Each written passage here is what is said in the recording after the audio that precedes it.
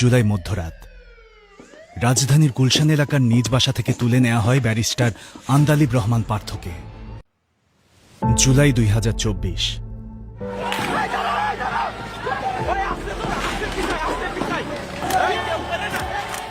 ছাত্র জনতার স্লোগানে উত্তাল সারা দেশ।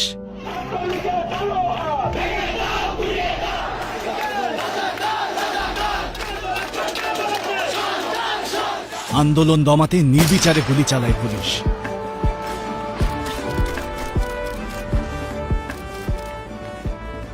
রাজপথে বাড়ে রক্তের স্রোত, মর্গে লাশের সারি, আর সন্তানহারা মায়েদের বুক ফাটা হাজারি।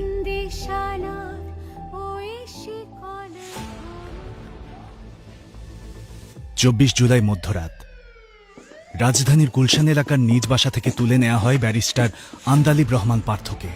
ভাঙচুর আর অগ্নিসংযোগের মিথ্যে অভিযোগে 5 দিনের রিমান্ডে নেওয়া হয় তাকে। কিন্তু যে মানুষ রাজনীতিতে এসেছেন অন্যায়ের বিরুদ্ধে কথা বলতে, তাকে কি মিথ্যে মামলায় স্তব্ধ করা যায়? আদালতের কাঠগড়ায় দাঁড়িয়ে পার্থ বললেন, আমরা চাই দেশে আইনের শাসন হোক, কারণ রাজনীতি বাঁচলে দেশ বাঁচবে। 5 দিনের রিমান্ড শেষে 30 জুলাই তাকে আবারও 3 দিনের রিমান্ডে নেয় ঢাকা মহানগর গোয়েন্দা পুলিশ। তবু অন্যায়, অবিচার আর রাষ্ট্রীয় জুলুমের কাছে আন্দালিব রহমান পার্থ মাথা নত করেননি। মাথা নোয়াবেন না বলেই তো রাজনীতিতে এসেছিলেন। কিন্তু কেন অসংখ্য সুযোগ থাকার পরেও রাজনীতির কণ্টকাকীর্ণ পথ বেছে নিলেন তিনি? নাকি রাজনীতিই তাকে টেনে এনেছিল সময়ের প্রয়োজনে? নদীবেষ্টিত দ্বীপ জেলা ভোলার সন্তান ব্যারিস্টার আন্দালিব রহমান পার্থ ছাত্রজীবন থেকেই মেধা এবং নেতৃত্ব গুণে তৈরি করেছিলেন নিজস্ব অবস্থান। রাজধানীর সেন্ট জোসেফ উচ্চ বিদ্যালয় এবং গভর্নমেন্ট ল্যাবরেটরি হাই স্কুল থেকে প্রাথমিক ও মাধ্যমিক শিক্ষার পাঠ চুকিয়ে তিনি ইংল্যান্ডের বিখ্যাত লিঙ্কন ইন থেকে কৃতিত্বের সাথে বার পরীক্ষায় উত্তীর্ণ হন। নিপীড়িত মানুষের দুঃখ দুর্দশা দেখে বেড়ে ওঠা পার্থ তার শিক্ষা জীবনের ইতি টেনে 2000 সালে জাতীয় রাজনীতিতে আসেন। বাবা নাজিউর রহমান মঞ্জুর হাত ধরে যোগ দেন বাংলাদেশ জাতীয় পার্টি বিজেপিতে। তবে তার রাজনৈতিক জীবনের শুরুটা মোটেই সহজ ছিল না। 2008 সালে দেশে যখন চরম রাজনৈতিক সংকট, তখন নাজিউর রহমান মঞ্জুর আকস্মিক মৃত্যুতে তখন দায়িত্ব এসে পড়ে তরুণ আন্দালিবের কাঁধে। জনগণের ভাগ্য বদলের আকাঙ্ক্ষা নিয়ে রাজনীতিকে বেছে নেওয়া এই তরুণ নেতা প্রথমবারের মতো 2008 সালে নবম জাতীয় সংসদ নির্বাচনে অংশ নিয়ে ভোলা 1 আসনে জয় লাভ করেন। সেই নির্বাচন বিএনপির নেতৃত্বাধীন জোটের জন্য ছিল এক কঠিন পরীক্ষা। সেই পরীক্ষায় ভোলা 1 আসনের জনগণ আস্থা রাখে তরুণ এই রাজনীতিবিদের উপর।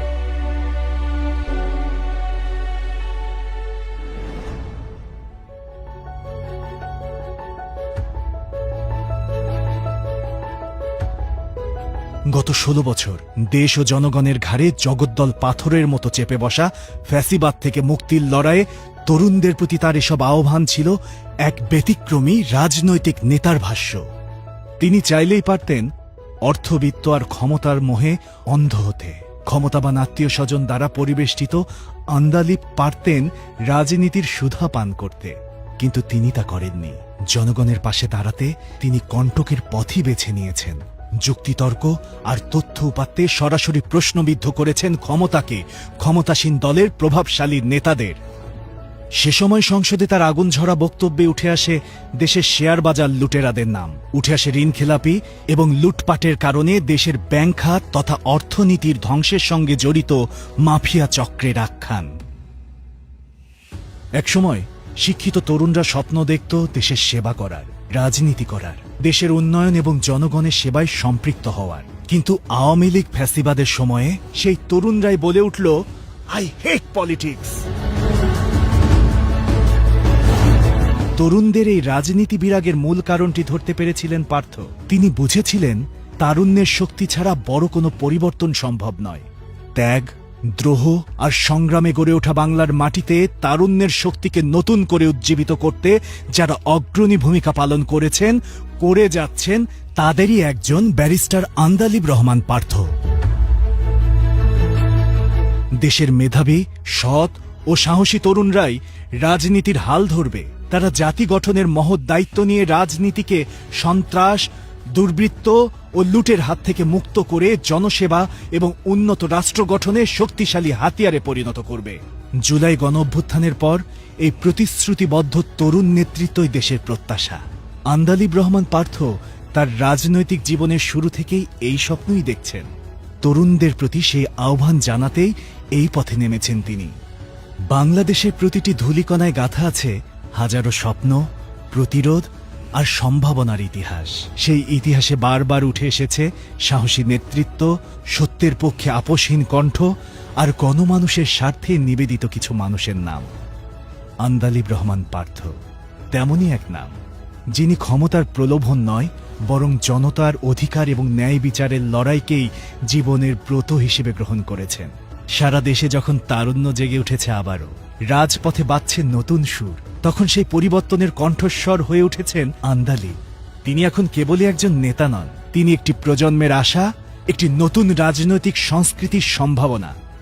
আন্দালিব রহমান পার্থ এই পরিবর্তনের নেতৃত্ব দিতে প্রস্তুত। সময় এসেছে সবাই মিলে একসাথে দাঁড়িয়ে একটি আদর্শ, সৎ ও উন্নত বাংলাদেশের স্বপ্নকে বাস্তবে রূপ দেওয়া। এখনই সময় পরিবর্তনের, প্রতিজ্ঞার আর প্রত্যয়ের। আসুন সবাই মিলে দেশ গড়ি।